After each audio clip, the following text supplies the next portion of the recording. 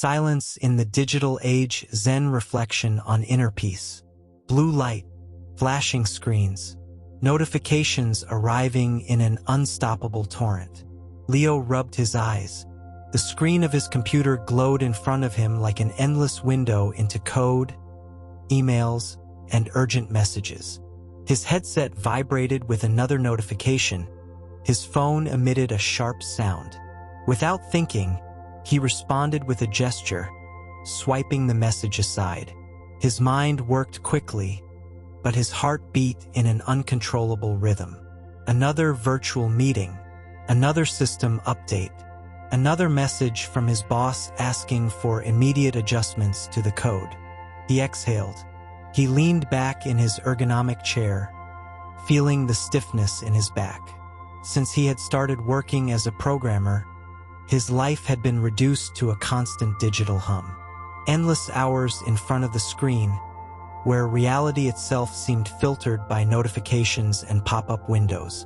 Suddenly, a flicker, a sharp sound. The screen went completely dark. He blinked in disbelief, typed something at random. Nothing. He looked at his phone. No internet connection. Silence enveloped him. The department, always filled with the constant hum of electronics, became strangely still. Without the buzz of his computer fan, without email alerts, without the endless list of tasks demanding attention, he felt something he had forgotten. The weight of time without interruptions. He stood up, looked out the window. Outside, the sun lazily sank between the buildings. Almost instinctively, he grabbed his coat and went out. The streets were full of noise, but it was a different kind of noise. Cars, voices, the distant song of a street vendor. He walked aimlessly, feeling the texture of the ground beneath his feet, noticing the cool air against his face. Without realizing, he arrived at a park. The greenery enveloped him with a sense of strange calm. The leaves on the trees swayed gently in the breeze, and the distant sound of running water from a fountain invited him to keep exploring. He walked along a dirt path, feeling the irregularity of the ground beneath his shoes, something he hadn't noticed in a long time. On a bench under the shade of a tree, a man dressed in an ochre robe sat in silence. There was no phone, no book, no distraction.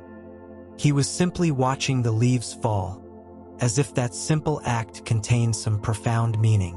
Leo felt a sudden curiosity. He stopped a few meters away, watching him. The monk, without lifting his gaze, seemed to notice his presence and gave a slight smile. There were no words, only the wind, the murmur of the branches, and the unusual silence between two strangers. Without thinking too much, Leo sat on the other end of the bench. At first, his mind raced with the urgency to check his phone, to do something. But little by little, the silence wrapped around him like a warm blanket. The monk kept watching the leaves, and Leo, for reasons he couldn't understand, began to do the same. Time seemed to dissolve. Leo didn't know how long he had been sitting there. He just noticed that his breathing had become slower and deeper. There was no urgency, no rush, only the simple act of being present. The monk, still not taking his eyes off the dancing leaves, spoke in a serene voice. Silence is not the absence of noise, but the presence of oneself. Leo felt those words filter into his mind like drops of water into the earth. He had always fled from silence, filling it with tasks, distractions, screens. But now, in this moment, silence felt different. It wasn't empty.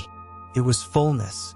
The monk slowly stood up and, without saying anything more, began to walk down the path. Leo watched him walk away, without the need to stop him. Something in him had changed. He sighed and stood up, continuing to walk through the park, feeling the air was lighter. He stopped by a pond and looked at his reflection in the water. His face hadn't changed, but something in his gaze was different, calmer, more present. The murmur of the city reached him from afar, but it was no longer an overwhelming roar. He sat on the edge, watching how the wind formed small circles on the surface. He didn't feel the need to leave, to check his phone, to do something productive. He was simply there. Suddenly, he felt the presence of the monk by his side. He hadn't heard him approach. The man crouched and dipped a hand in the water, letting the drops slip between his fingers. "The water reflects everything," said the monk, "but it never clings to anything." Leo nodded without needing to respond. His mind, used to rushing from one thought to another, now simply observed. The monk stood up and, with a slight nod of his head, walked away again. Leo stayed in the same place, breathing deeply, feeling the breeze on his skin.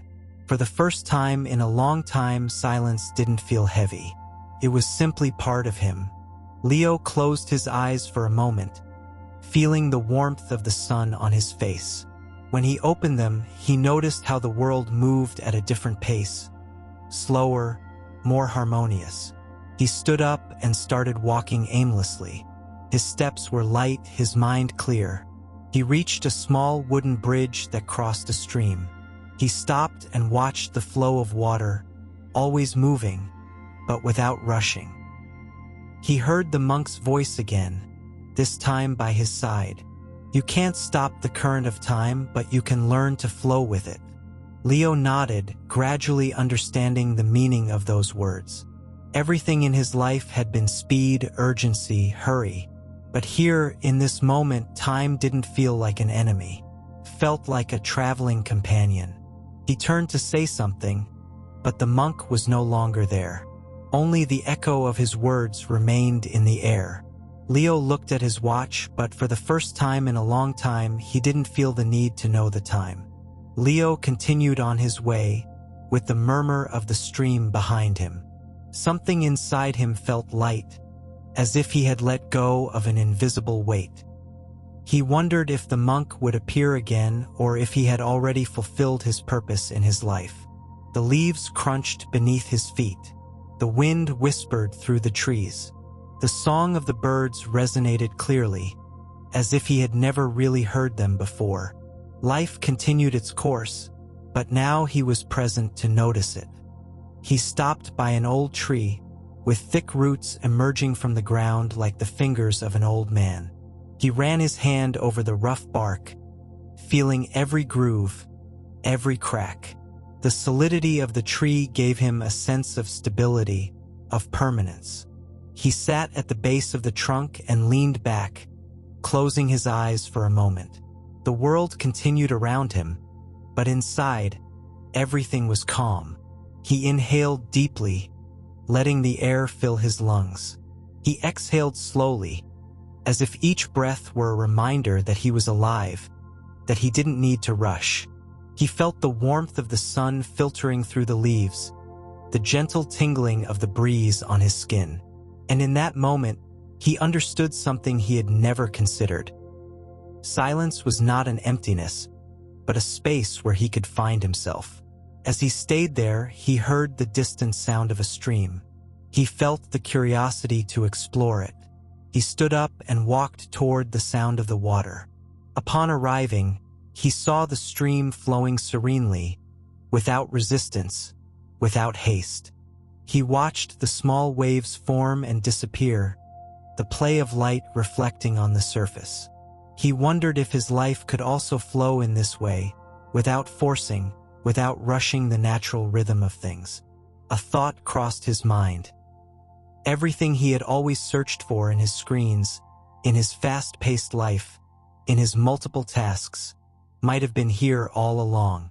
He just needed to stop to see it. Silence was no longer absence. It was presence. Leo opened his eyes and observed the world with a new clarity. Every detail seemed to vibrate with its own life. The reflection of the sun on a leaf, the sway of a branch, the distant laughter of a child playing in the park. Everything was in motion, but nothing was in a hurry. He slowly stood up, feeling the firmness of the ground beneath his feet. He began walking again, but this time without a goal, without urgency. He was just walking, feeling each step, each moment. In the distance, he saw the monk again, sitting on a bench, gazing at the horizon. Leo felt a silent gratitude toward him, though he didn't know if they would ever speak again. Perhaps it wasn't necessary. Some teachings don't need words. He passed by the monk, and this time, instead of just observing him, he sat next to him. They didn't say anything. The wind played with the leaves. The sky began to be tinged with warm hues of the sunset. For a moment, there was no past or future, only that shared moment, where words weren't necessary. He took his phone out of his pocket and looked at it. The screen was still off, with no signal, no notifications. For the first time, he didn't feel the need to turn it on. He smiled, putting it back in his pocket. The digital world could wait. For now, he was here, present. The monk slightly turned his head and smiled, as if he knew what Leo had decided without needing to say it.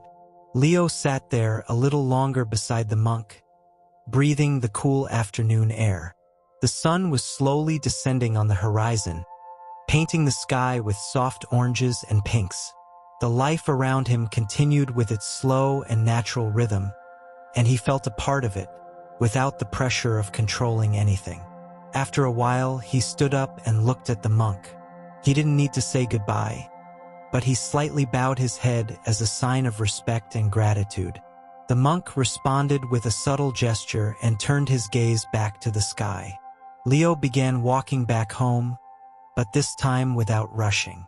Each step was an experience in itself, an affirmation of his presence in the world. The noise of the city hadn't disappeared, but he no longer felt it as intrusive. It wasn't necessary to reject it, only to acknowledge it without being swept away by it. When he arrived at his apartment, he turned on his computer. The screen lit up with multiple notifications and pending emails. For a moment, he felt the temptation to dive into them as he always did, but instead, he closed his eyes for a moment and breathed. There was no rush, not this time. He smiled and turned off the screen. He had found something more valuable than any message or update: the silence within himself.